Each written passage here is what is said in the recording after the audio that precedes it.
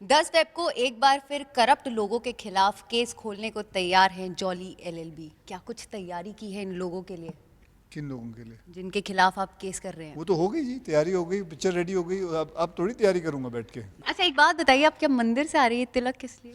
ये जी कैरेक्टर के अंदर है ना। मैं इसलिए मैंने पूछा। ये जो है कैरेक्टर आपके आपके इसके हाँ, लिए तभी। इनके पास काला सूट लेना भूल गए थे इसलिए। नहीं तो ये भी आ रहे थे। वो आपके विजुअल जो फ्रेम था ना उसको डिस्टर्ब हो जाता था। हीरो अपने कैरेक्टर में है ना, और उसका कैरेक्टर में होना बहुत जरूरी है। अगर वो कैरेक्टरलेस हुआ तो बहुत गड़बड़ हो जाए।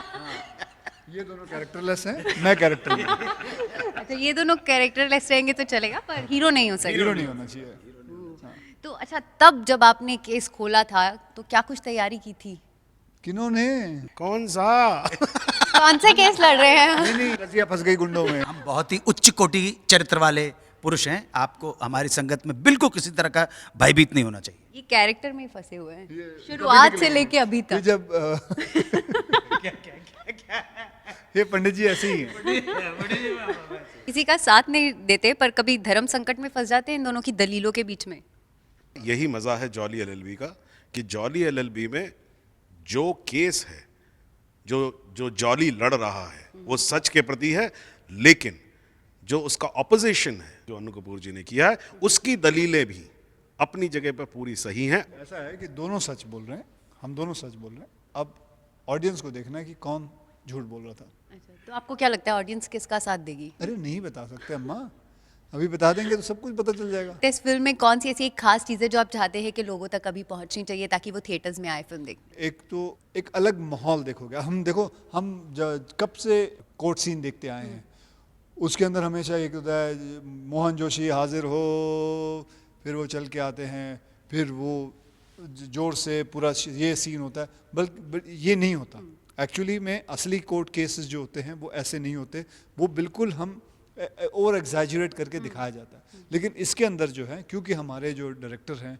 सुभाष कपूर साहब, वो इस दुनिया से बहुत वाकिफ़ हैं।